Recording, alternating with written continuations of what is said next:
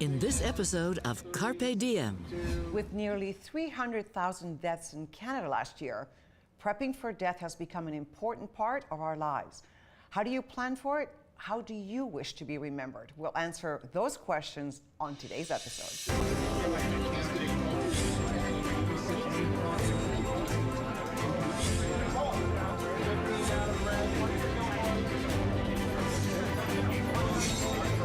Carpe Diem, seizing the day for Canadians as we age.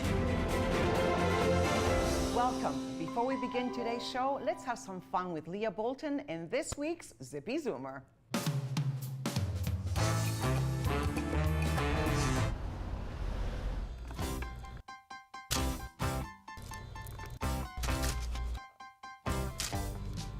Look at all the sweet stuff, and we are back here with our latest and greatest Zippy Zoomer. This is Mary Carter. She refuses to retire. She's 83 years old, and she works 7 days a week. And I think you deserve a toffee. All right. Woo. Try one of those. That is really good. Before, I was in Steveston for 35 years. So if you were in Richmond for that long, why didn't you just retire it?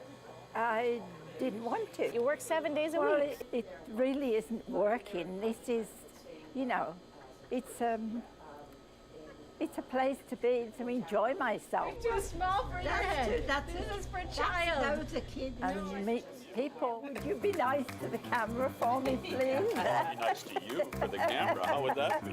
What kind of stuff do you sell? Things from the UK? Yes. It's mostly stuff from the UK. We sell groceries and as well as sweets, and now we've got a few football stuff, British football. Yeah, yes. We don't call it soccer in England. No.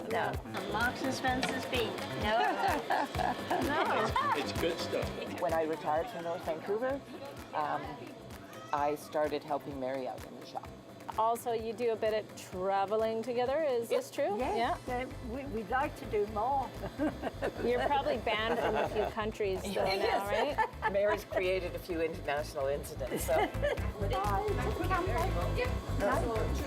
Oh, my tummy. I think I ate too many candies. Mary, give me a hand.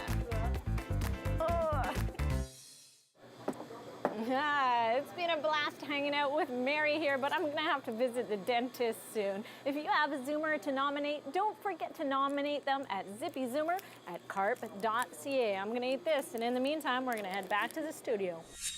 Death and taxes, the only two certainties in life. Let's dive right into today's topic, which is prepping for death. Rose, why do we need to do it? It's all about peace of mind.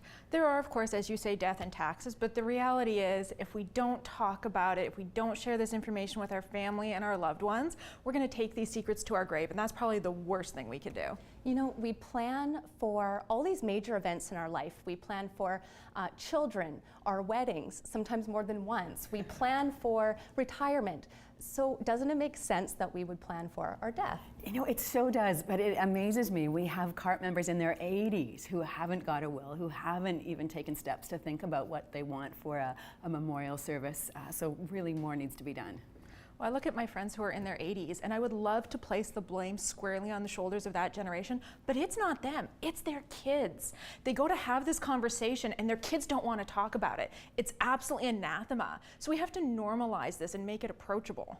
It's not comfortable, but you can absolutely make it comfortable, and it'll really benefit everybody at the end of the day. You know, you're so right, because if we don't take steps to have a will, if we don't take the time to plan a memorial service, then it's a real hardship for those that we leave behind, our family members and our friends, and we don't get to have those conversations that are so critical. And don't leave it to the lawyer to have the conversation. Nobody wants to have this information from the lawyer for the first time. We're the least comforting source, no matter how well-intentioned we may be. Or with the funeral director, how many times have I sat across the table from a family that goes, I wish Mom had just told me if she wanted to be cremated or buried. I wish I knew if they wanted a service or not. Well, then I'm lucky because my mother had all those arrangements. We're going to take a little break. When we come back, we'll be discussing pre-planning in detail. Still ahead on Carpe Diem. Did you ever prearrange a funeral? If I could afford it, yeah.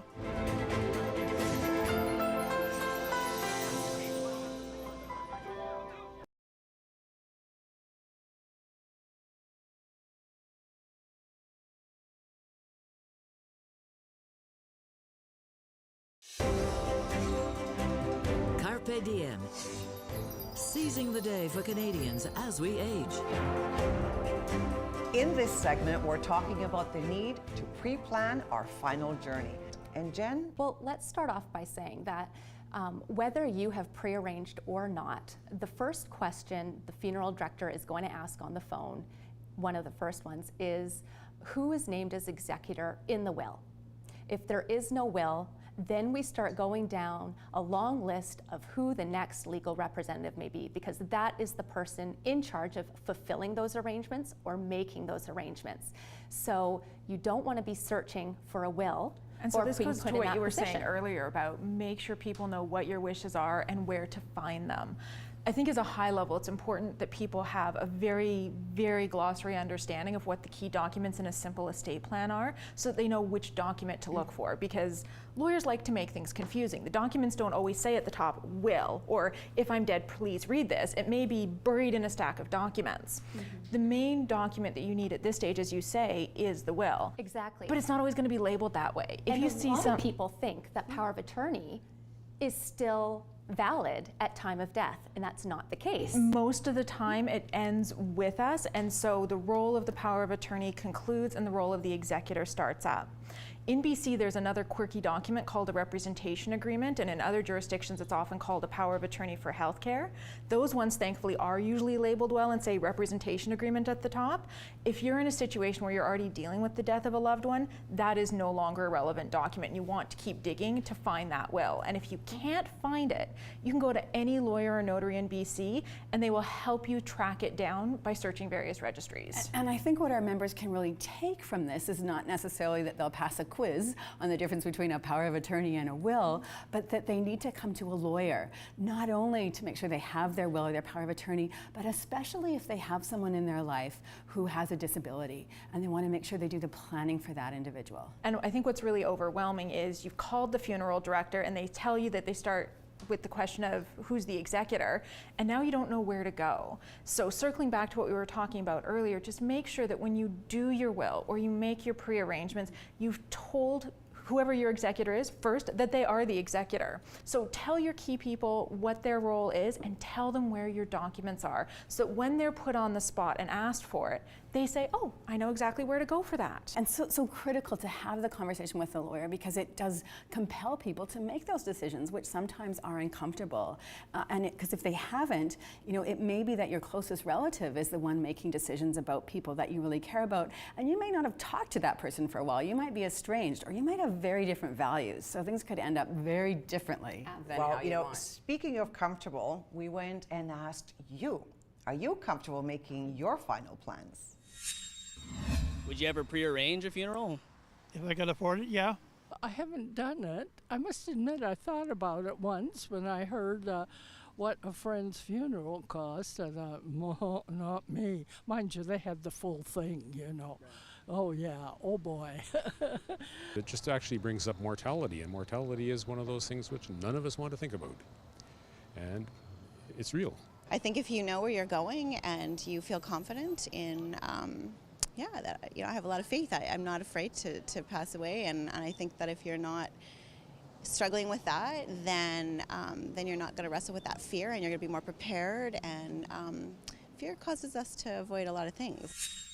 I heard fear and expense being barriers to the pre-planning, and Jennifer, I'm sure you deal with this every day. All the time. Whether you want something really simple or elaborate, the important thing is that you reflect on what you want. Go to your funeral provider, talk about your options. You secure those items in a contract. Then you start recording all the important details, like where to get a hold of your executor or family members that maybe live internationally, what organizations you'd like donations to go to, and other details you want. The place that you would not record these is in the will. And so important to have a will, so important to do your pre-planning for your arrangements, but also really critical to pre-plan your service. I mean, if you're somebody who loves Led Zeppelin, make sure they're playing Stairway to Heaven and not Blessed Assurance at your memorial service. You know your music, Absolutely. That's wonderful. Even though that may not be what your family's wanting to hear, it removes any doubt and they sure feel good about it instead of sitting there in the arrangement room going, I wonder if Mom would have liked this, I wonder if Dad would have liked this. When we come back from this break, Dean Atwell plans his final event. Still ahead on Carpe Diem. We have some families that choose to do just little things where they're going to walk in and say, oh my gosh, I remember that Dean loved this. Mine would probably be a beer mug. There you go.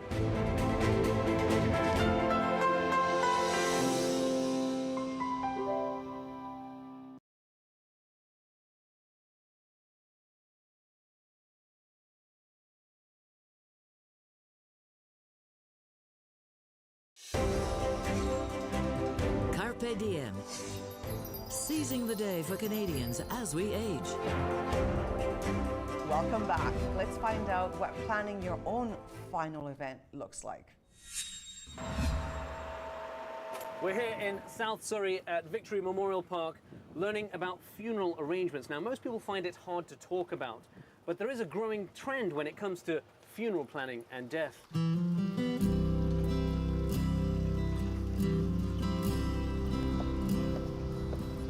We do have the in-ground options. We have the columbariums and the niche walls as well.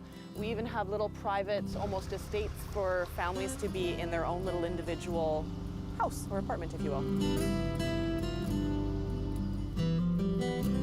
Here we have a beautiful grand room, which we host most of our events in. We have a reception room downstairs as well. And we do have a family room and visitation down the side hall also. As you can see, we are an on-site cemetery with a crematorium as well. So when your loved one comes into our care here, they stay here until their final resting place. Thank you for calling Victory Memorial Park. So what does this allow you to do, Teresa? This actually allows us to present all the options to you, and then you can just let us know what works for you and what doesn't, and that's how we'll build what sort of celebration would be best for you. When I'm talking about my funeral, I'm thinking a celebration of life. So what are the kind of things that I'd be looking at? We would definitely try to personalize it in the sense of food, music, keepsakes, takeaways for people to take home, what your hobbies and interests were. Keepsakes? Sorry, I'm going to stop you right there. Yes. So, like at a wedding when you have keepsakes on the table? Absolutely. That's interesting. I've never considered that. Yeah. So like what? What would that be? I can show you. We have some families that choose to do little keepsake personalized wine bottles, golf ball insignias on them, flowers to take home and plant in memory of their loved one. Anything like that, just little things where they're going to walk in and say, oh my gosh, I remember that Dean loved this. Mine would probably be a beer mug. There you go. Now, it may sound morbid, but planning my funeral has been a positive experience. It has been emotional, but overall I'd say I'd recommend it. Back to the studio. That was really an interesting take on it. Can I ask you something? What is the difference between a funeral and a memorial? A funeral, traditionally, there's a casket present, there's a set order of service, may take place in the funeral home, at the church, whereas a memorial, it can be a celebration of life, service of remembrance. It takes different shapes depending on that person and what the family is wanting. Whether there's a religious component or purely secular, and you can personalize it and bring in things that are important to them? Absolutely. And you know, the role of the funeral director really has evolved. Now we're more event planners because what we've determined is that the more meaningful and personalized the service, the more healing it is actually to the family. They want to celebrate your life. You're a significant part. We hear a lot of people saying, I don't want a service. Well, that's our job to say, it's really not about you. The service is for the living. They want to celebrate your life. When we think about memorials, there's a number of really critical things that they do. I mean, first and foremost, a memorial gives people, family and friends, a place to grieve. But then it also provides some comfort, a way to remember the individual, whether it's by planting a flower or remembering key words that the person said or a song and singing the song that they loved. That's right, and people shouldn't be intimidated by these elaborate services they may be seeing. And we recently just watched Aretha Franklin's, and Boy, I mean, 3 different caskets, 3 different outfit changes. It was amazing. But you know, it can be as simple as incorporating a favorite flower into the bouquets that you have present, or just having a favorite story shared. And Dean knows, Dean, as we saw, he wants a celebration of life. And he, already by giving his family permission and some ideas of what they want, that is such a great gift that he can give them. And the beer mug. Yes. Talk about personalized. Some of us have thought this through. Let's watch this. My son, he knows, no church thing, no service, nothing. Just maybe a celebration, one good party. We're not going to have a funeral. We decided we're not going to have one. We're just going to be cremated, and then probably the money that we save on the burial, well, I'll take the kids, or my wife will take the kids. We'll go someplace on a vacation. I wonder if they have these wishes well documented. And Jen, this is exactly what we're talking about. You have to have these things written down. What good is it if you don't have them written down? And like one of the viewers said, is that, you know, they've determined they just want to be cremated and they're going to save on burial. Well, there's thousands of people right now who have urns sitting at home and they don't know what to do with them. When my dad died, we'd had that same, or a similar conversation, and he went out and bought what he called his condo. So I think the technical word is the columbarium. But it's really powerful because then when I go back to Calgary and I go home to visit, I have a place where I can go and visit my father. And because we, you know, had the service there, I go back there and I like Dad, and I can talk to him, and it's really powerful. What I love from what you're both saying and what the people we were chatting with on the street were saying is that not everybody has the same wish, but everybody there had a preference as to what happens. We have life insurance, we have car insurance, we have home insurance, we have all these insurances to protect us in case something does happen. Doesn't it make sense to have something in place for, you know, something that's going to happen? We should accept that it's going to happen. We should plan for it, and we should communicate it. When I die, really good advice. We'll be right back, but first, let's hear more about what you have to say about your final journey.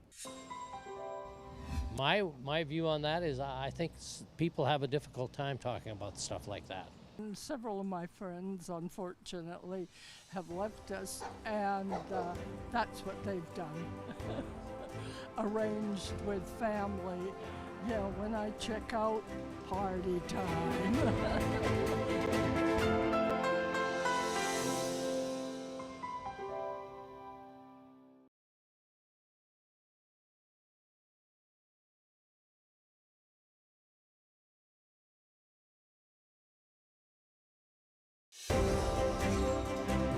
Carpe Diem. Seizing the day for Canadians as we age. It's now time to go around the table for our panel's final thoughts on prepping for death. Rose, go first. I think the most important thing that we touched on earlier that relates to the legal world is that it's our executor who's vested with the power to handle our final decisions.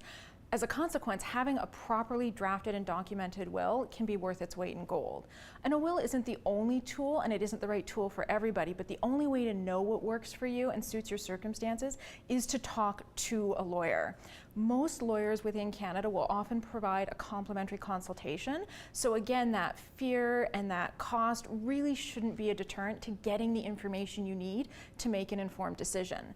Within BC, there's a concept called the Wills Registry, which operates through the Department of Vital Statistics. And most professionally prepared wills will have a component offered to a client that says, we will lodge a registration there. This gives your family that peace of mind that if you have, for lack of a better word, dropped the ball and failed to communicate this to them, after you pass, they can go to any lawyer or notary in BC and they can run that search and at least have a mechanism to find what those documents are and where they're located.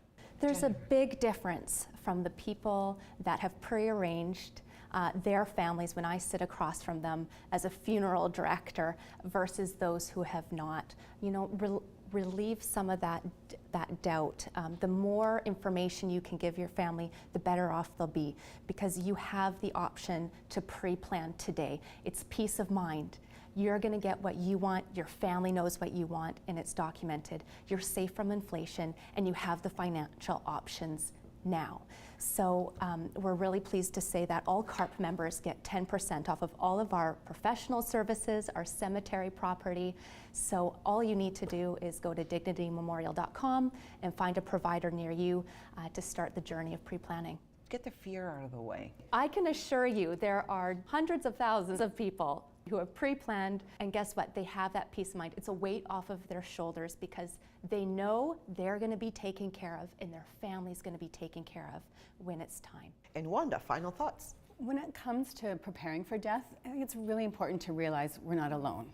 We have great lawyers that can help people make decisions, can give us advice, like, gee, maybe it's not a good idea to give your 18-year-old full access to their inheritance, or if you've got a family member whose spouse you don't like or you don't trust or you think maybe they're a gold digger, lawyers have options that they can give you to help you get around that.